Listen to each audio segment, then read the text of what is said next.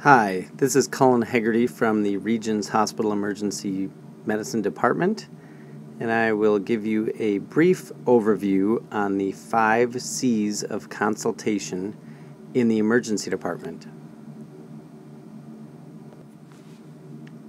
In order to meet those goals, I'm going to give you the following overview to the presentation. First, I'll briefly talk about the current status of ED consultation here at Regions and also to a certain extent in other emergency departments. Then I will specifically go through the concept of the 5 C's of emergency department consultation. And then we'll summarize the presentation. So for the purposes of this presentation, anytime I mention emergency department consultation, this really applies to any calls from the emergency department to a consulting service. And this could be a call for an admission. This could be a call to a consultant asking them to come to the emergency department and actually see a patient in the ED. And it also includes a call to a consultant just to ask a phone consultation or phone question. So how are things currently going in the Regions Emergency Department prior to the start of this project? There's a lot of positives. I think there are a number of things that we do well in terms of our efficiency with our phone calls, certain information that we're able to relay to the consulting services. However, there are a lot of areas of focus when we talk to the emergency department staff, as well as we consult with the consulting services on this to see how we could improve. And there are a lot of areas that we could get better at, specifically identifying who we are, really being clear about the question that we ask, being a little bit more concise in how we do our presentations, and ultimately really closing the loop as well. So what is the importance of this? I think in a number of areas in medicine we know that communication can be key to a successful patient encounter, and communication gaps or errors can certainly lead to poor outcomes for patients. And I think anytime you have a conversation from emergency department staff to a consulting service, there's always potential that it could be a good or bad interaction that could affect patient care. Most of what you're going to hear on these next few slides is based on a study done by Chad Kessler, who's an emergency physician in Chicago. And he looked at a few focus areas while talking to some consulting groups there to get the concept of the 5 C's of consultation. In their study, looking at some key themes, a few things came out. Organizational skills about presentation were important. Ultimately, interpersonal skills and communication skills to relay the information about the case and the question to the consulting service were key. And overall medical knowledge and ownership of the patient were key as well. So the following slides now, I'll go specifically into examples of what are the 5 C's specifically and a little bit more detail about each one. This slide lists the 5 C's of emergency department consultation, and they are contact, core question, communicate, collaboration, and closing the loop.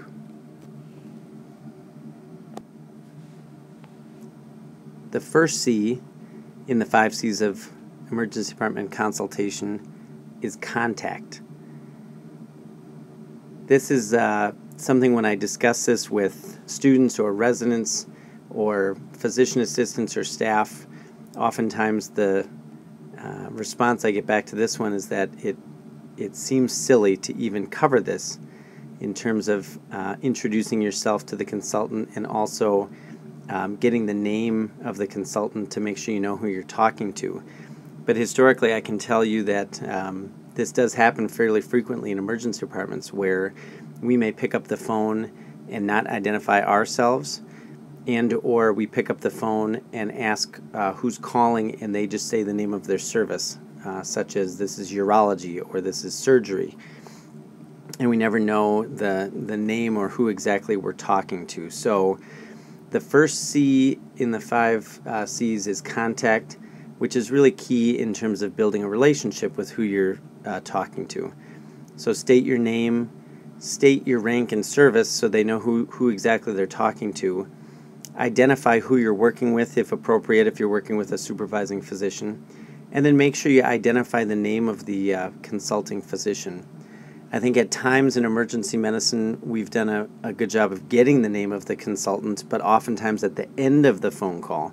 And sometimes that feels more like you're getting it just to put on the chart, or you're getting it for medical legal purposes, as opposed to getting the name of the person at the beginning of the phone call, which I think sets a different tone for the conversation when they know who you are and you know who they are. And I think it really then just builds the relationship so that you can do what you need to do to help your patient. The next part of the 5 C's is core question. So this is really the reason why you're calling the consultant, and you have a specific question or request of the consultant, and this is your time to inform them of that. The reason why we move this up and have it be one of the first things that you go over with the consultant is it catches their attention so they know why you're calling them. Are you asking them to potentially admit a patient? Are you asking them to come to the ED and see a patient? Or do you just have a phone question for them? So this is the time to be specific. And when you have this conversation with them, you can do a couple of things. Number one, I think it's important to pay attention to the wording that you use.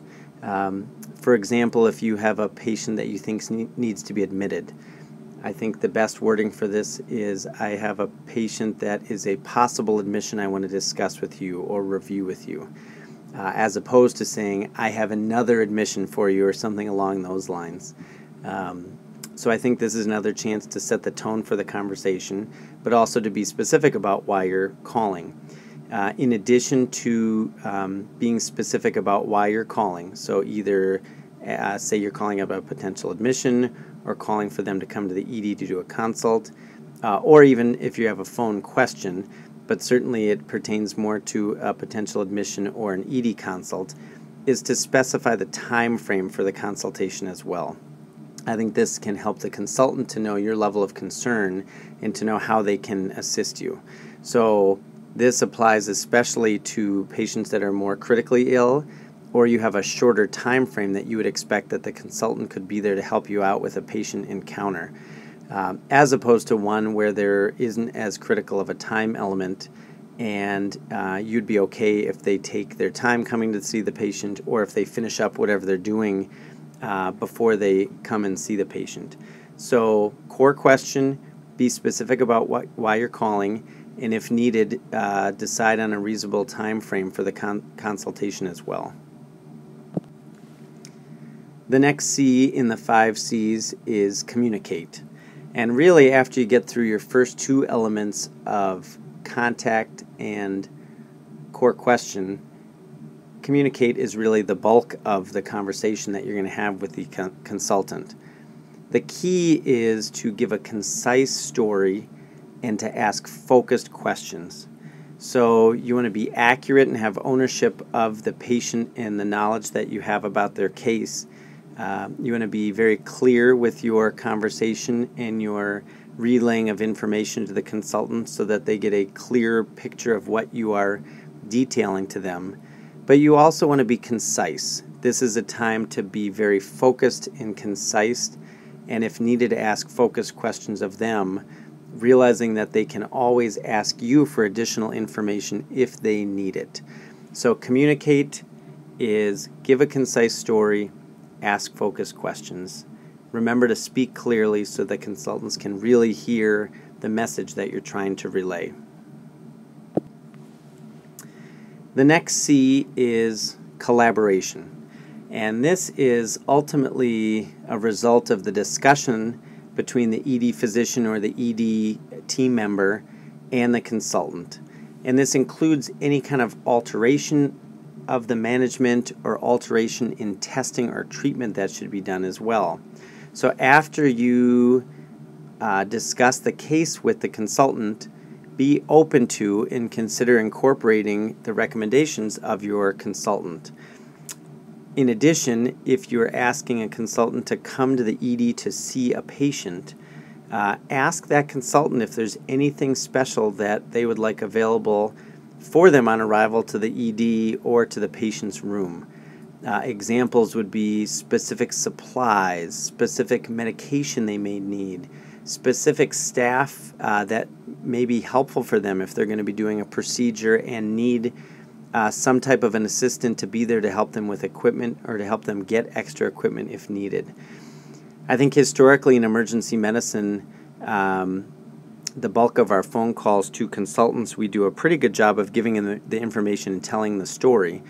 I think at times we are open to recommendations from the consultants as well, but historically we probably haven't done a great job in terms of asking the consultants that are going to come to the ED if there are things that we could set up for them or help them with so they can have a better patient encounter and a more efficient consultation that is beneficial to certainly the consulting group, but also to the ED and to the patient. So that's something that I would encourage you to consider. So collaboration is a combination of listen to your consultants, be really open and incorporate recommendations as you're able to, and for ED in-person consultations, ask them if there's anything that you could help them with in terms of setting things up or staff to make it easier for them when they actually come and see the patient in the ED. Okay, so the final C in the 5 C's of consultation is closing the loop. This is something that in other areas of communication in medicine we're starting to learn is an important element to prevent some communication breakdowns or communication gaps that may happen. Anything from critical patient orders to sign-outs or transferring of care to consultation, that if you do not close the loop, sometimes there are errors that occur as one party has a different idea of the message that was sent than the other party may have in terms of the message that was received. So closing the loop is really a great way to ensure that both parties are on the same page regarding the plan of care and that you can maintain communication if there's any changes in the patient status as well. So at the end of your phone call then, review and repeat the plan, summarize it with the consultant, and then thank them for taking the time to help you out and help the patient out. If that's a phone call, if that's coming to the ED, if that's agreeing to accept the patient for admission. So closing the loop is both a combination of kind of reviewing the plan of care so everybody's clear with it and thanking them for their involvement in the patient interaction.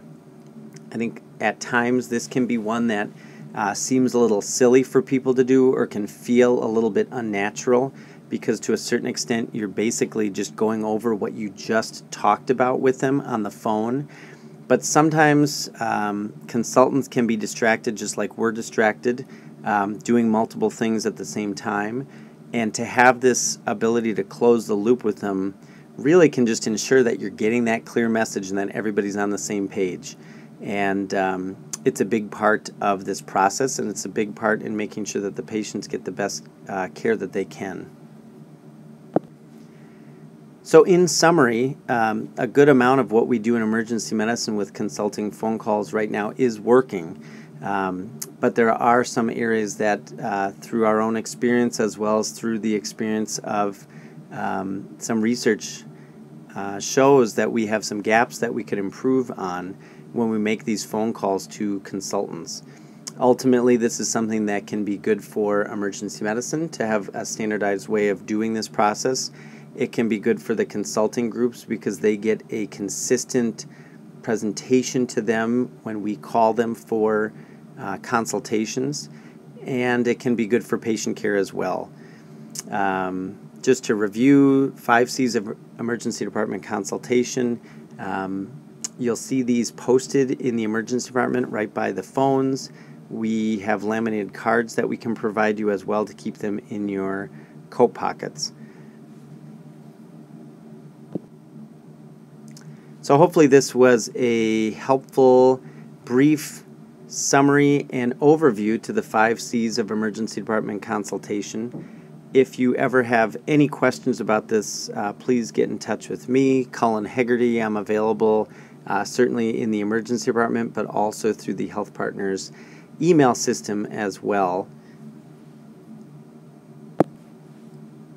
And finally, I'd like to give a special thanks to Dr. Chad Kessler, who is at the Department of Emergency Medicine at the University of Illinois Chicago, as well as the Jesse Brown VA Hospital, for sharing with us his novel curriculum on the 5 C's of consultation and allowing us to use it here at Regions Hospital.